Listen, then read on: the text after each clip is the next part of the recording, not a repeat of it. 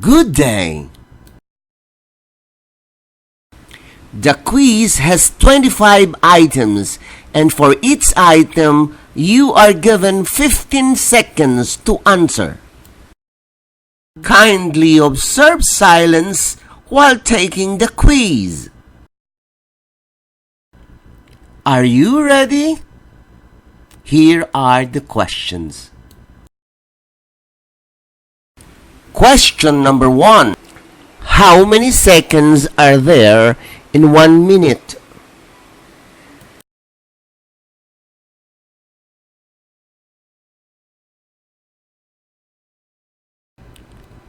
Number 2. The longer hand of the clock points to blank.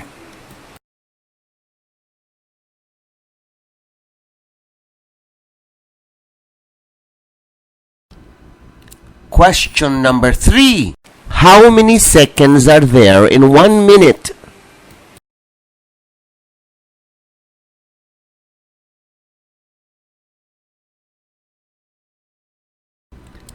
Question number 4. The shorter hand of the clock points to blank.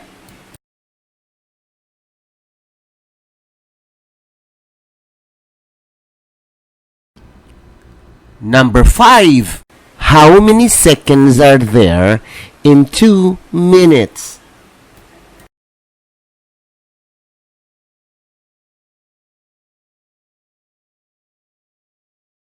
Question number 6. How many seconds are there in 10 minutes?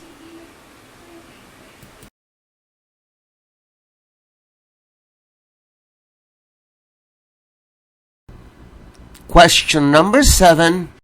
How many minutes are there in 1 hour?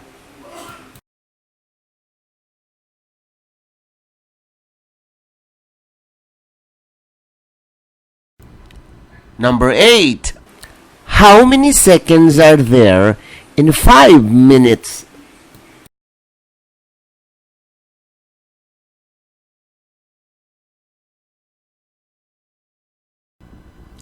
Question number 9.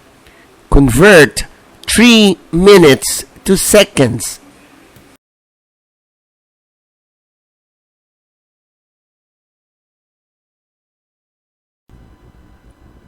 Number 10. Convert 10 minutes to seconds.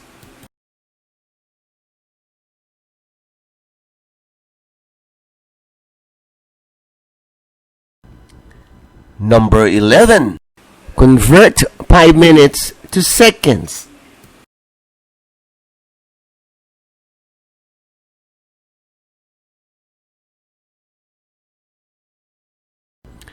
Question number 12. How many minutes if we subtract 40 seconds from 100 seconds?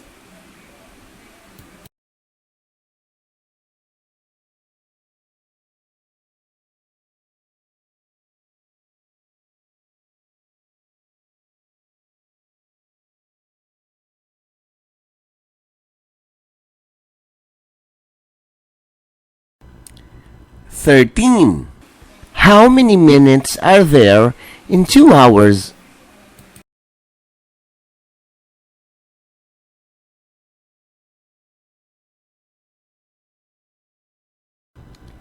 Number 14. Convert 120 minutes to hours.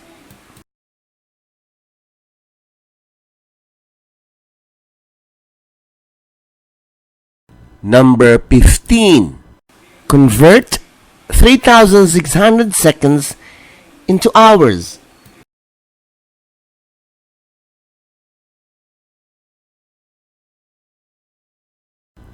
Number 16. 7,200 seconds into hours.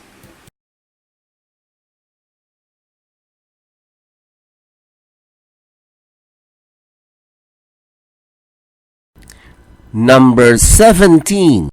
How many minutes are there in a day?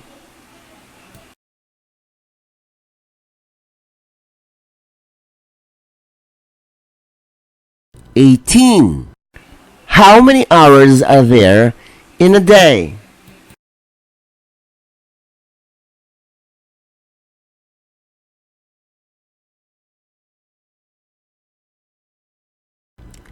"19.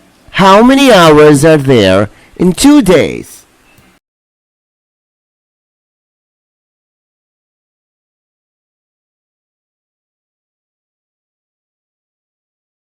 "20. John walks to school at 7:15 a.m. for 1 hour and 45 minutes. What time did he arrive in school?"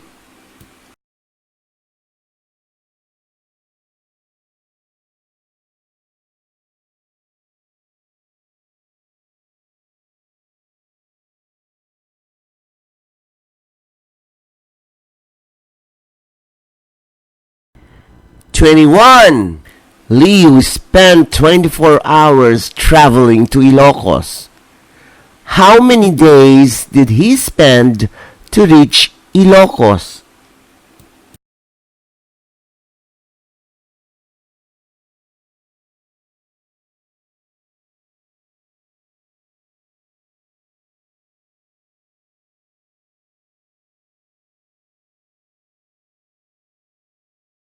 "22.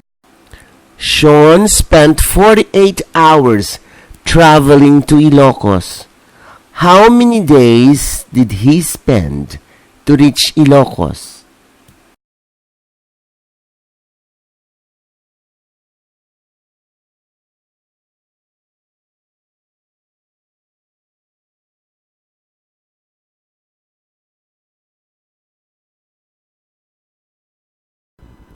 "23. JM spent 72 hours traveling to Leyte. How many days did he spend to reach Leyte?"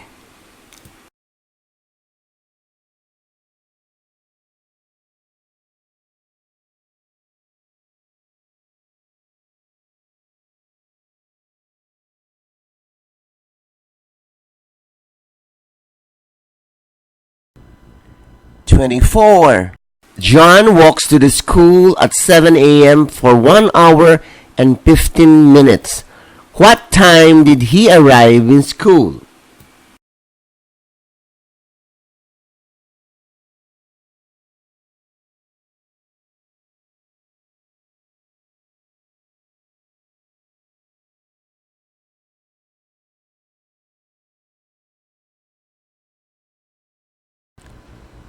"25. Sam walks to school at 6:45 a.m. for 1 hour and 15 minutes. What time did he arrive in school?"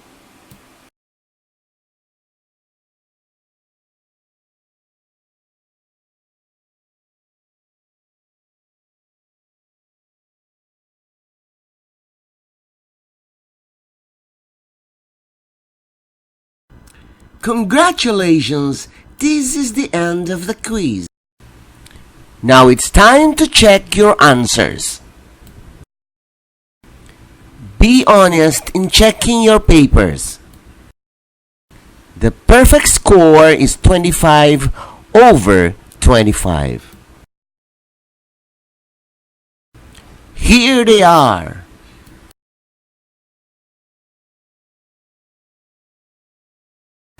Question number 1. How many seconds are there in 1 minute? The answer is 60 seconds. Number 2. The longer hand of the clock points to blank. The answer is minute.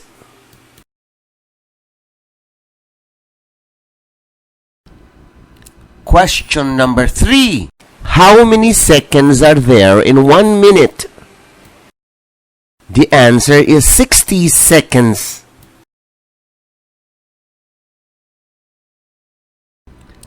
Question number 4. The shorter hand of the clock points to the hour. Number 5. How many seconds are there in 2 minutes? The answer is 120 seconds.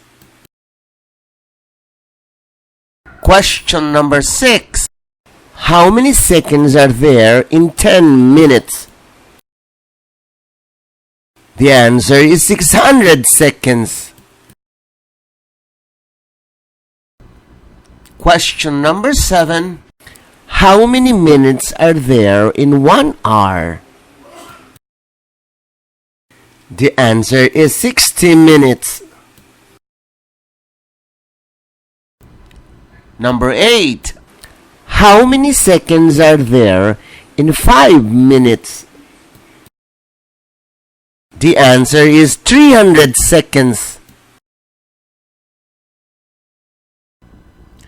Question number 9. Convert 3 minutes to seconds.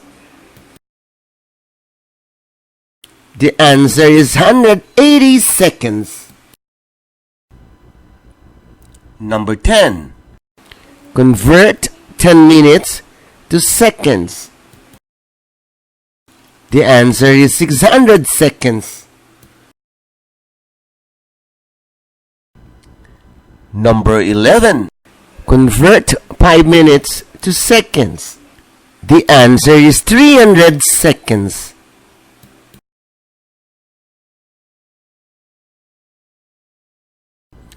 Question number 12.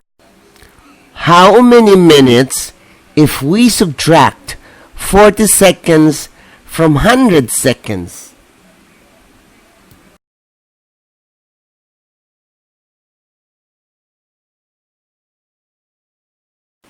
The answer is 1 minute.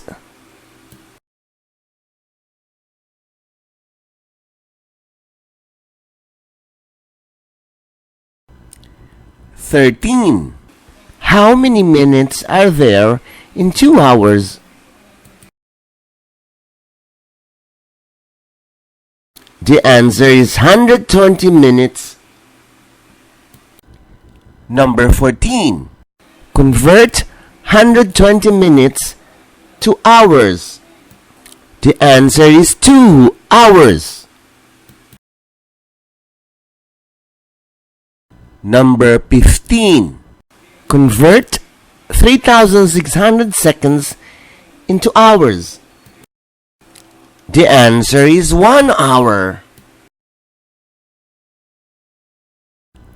Number 16. 7,200 seconds into hours. The answer is 2 hours.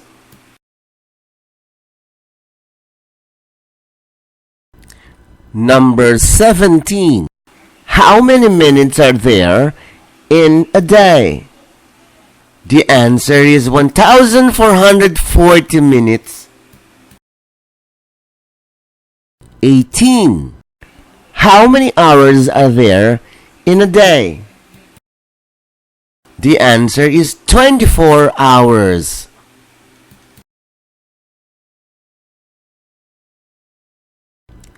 "19.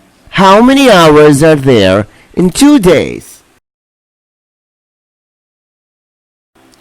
The answer is 48 hours. 20. John walks to school at 7:15 a.m. for 1 hour and 45 minutes. What time did he arrive in school?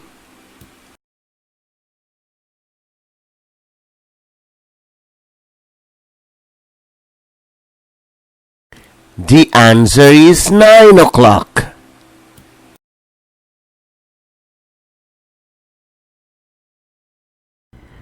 21. Leo spent 24 hours traveling to Ilocos. How many days did he spend to reach Ilocos?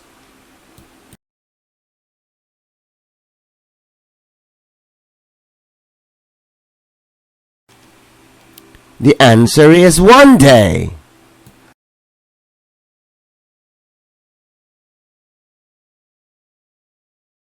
22. Sean spent 48 hours traveling to Ilocos. How many days did he spend to reach Ilocos?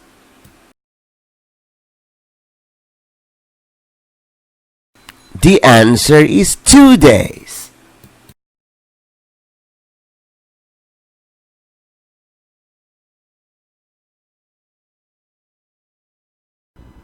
'23.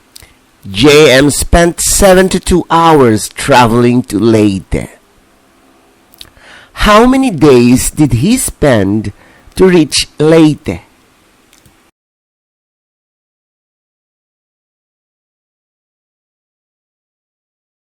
The answer is 3 days.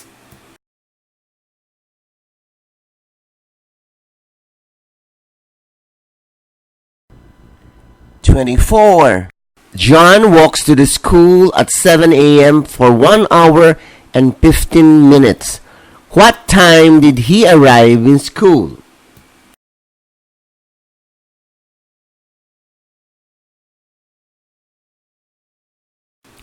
The answer is 8:15.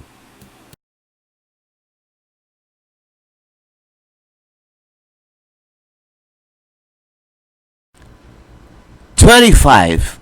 Sam walks to school at 6:45 a.m. for 1 hour and 15 minutes. What time did he arrive in school? The answer is 8 o'clock.